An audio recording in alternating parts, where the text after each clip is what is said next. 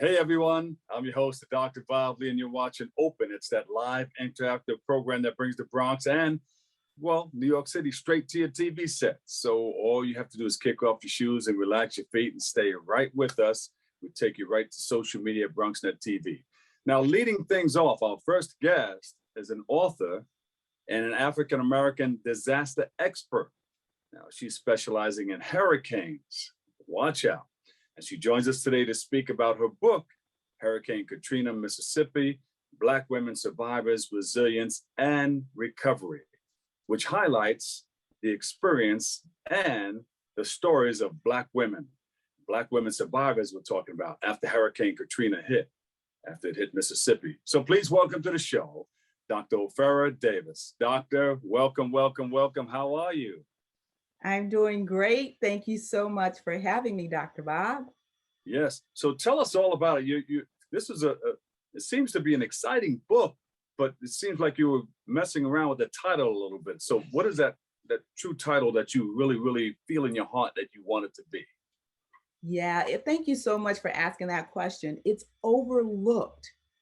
Hurricane Katrina, Mississippi Black Women Survivors, Resilience and Recovery. And that's because, overlooked. Everybody thinks about Katrina, they think about New Orleans. And New Orleans was hit, don't get me wrong. And that's exactly how you say it, New Orleans. That's right, I'm from Mississippi too. I can tell. So what do you want people to know about it? Yeah. So I guess one of the things I want people to know about it is, first, I wasn't a disaster scholar before Hurricane Katrina happened. I grew up in Mississippi and I used to take vacations on the Gulf Coast, which is only 45 minutes from New Orleans. And when New Orleans got hit by Katrina, I said something had to happen to my vacation place. So I went down as a researcher and started a study. And when I started the study, that's how it happened, Dr. Bob. That's what led to this career choice? That's what led to this career choice? That's what led to this project. I've been teaching at the college level for 15, 20 years, but I taught education, I taught mental health, and I taught psychology. I'd never really done anything with disaster studies before 2005. Got it. But since 2005, that is the major research project that I have worked on, and that's 16 years now. Yeah. And does that also include the studies of what can happen, say, like in Florida with the building collapse? Because hurricanes can contribute to this, with the blowing of the sea salt and the corrosion of the beams. I don't know. I'm just asking you. It's a good question. And I will say this, since Katrina, I have become a storm watcher. So any disaster is a storm now. So it's not a storm as far as water coming off the ocean like a hurricane. But, as soon as that disaster happened, I wanted to know, oh my goodness, how could it happen? Because we know why hurricanes happen, but how could that happen? So what is similar with any disaster is, one, it's either expected or it's not expected. That's first. Two, we can do something to prepare ourselves for it, just like we can with hurricanes, just like we now know with this building collapse. We now know that there could have been some better preparation. So those are two factors that go into any disaster. And then specifically to hurricanes, there's so many other things that people can do to get prepared, such as I started a blog on my website, Hurricane Season, June 1. That's when hurricane season starts every year. And what I do every week is offer tips of what you can do to get yourself prepared. There are local agencies you can go to. There's, of course, FEMA, everybody knows that, but there are local agencies you can go to right in your own city to help you get ready to prepare for a disaster right now. Yeah. Ophera, what are some of those other tips that people can, because we even have to prepare all the way, even if you're in New York City. I mean, it comes up the coast. It can come from anywhere. Yeah, that's exactly right. So other things you can do. You can go online. You can go to National Hurricane Center. We have our phones in our hands all the time, computers at our fingertips. Just go on. Every single week, National Hurricane season shows us there's a storm coming, and this is what you could do to get ready. You can call a church, call a synagogue. There are places ready to help disaster survivors because they already have that in their plans as far as what's going on in these churches. There are organizations, human services offices. We've all heard of them. Do you know they have right now a plan from Texas all the way through up to New York, through Boston, through Maine, right now. Everybody has a hurricane guide. It's available. Yeah. All you have to do is call human services.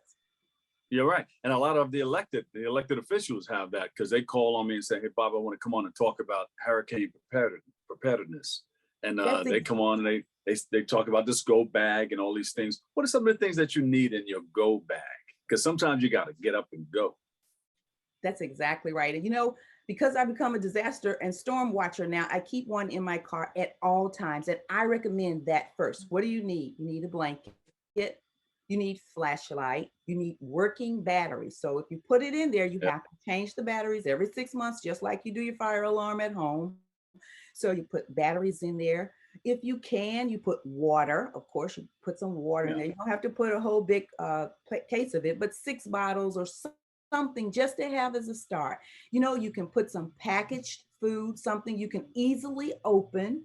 Yeah. This is really important. If you have kids or pets, you need to have something there for them. This doesn't have to be a big duffel bag. It can be a small bag because, you know, now things are packaged so smallly that you can easily just put stuff in a small bag, keep it in your car. But a blanket, flashlight, water, I mean, those are just basic things. Yeah, something may happen on the side of the road on a long trip. You may need that. Now, let's get back into your book. What's the juicy stuff inside of this book?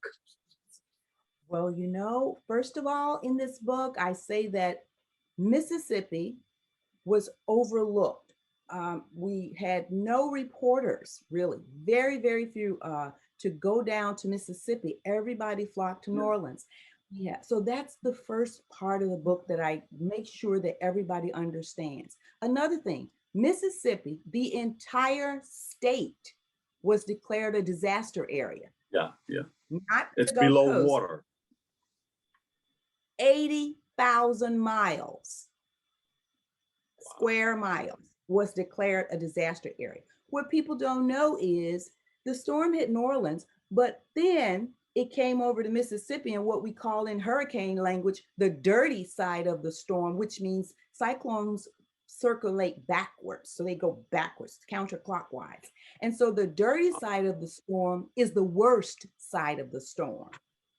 So the worst side of the storm is what hits worse. And as a result of that, Katrina had 25 feet waves. We call it storm surge that smashed into the Mississippi Gulf Coast.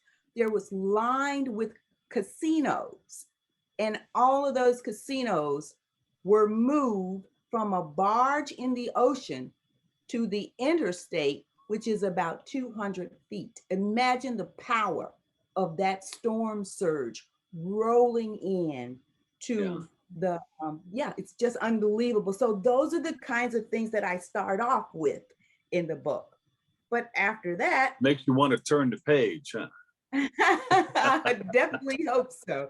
So then I start talking about the women in this study. I went down and I started to interview whomever would be interested in being interviewed, because I said, I'm a researcher, I'm from Boston. I live in Boston at that time. And I said, I'm from Boston, I'm a researcher, and I want to get your story. I want to hear your story. And people start telling me their stories. And I had a digital cassette with me and I audio taped everything. Yeah. And after I did that, I realized that the disaster research did not talk about anything about a certain segment of women from Mississippi. So I narrowed my study down and I only focused on them and I followed them for 16 years now. Wow. So where can we get your book? Where can we get this wonderful book? And, just give us all the information. Okay, so you can get the book. It's ready and available for pre-order right now on my website at opheradavis.com, opheradavis.com. You can pre-order it. It will be available August 29th, which is the 16th anniversary of Hurricane Katrina. You will have it in your hand that day or slightly before.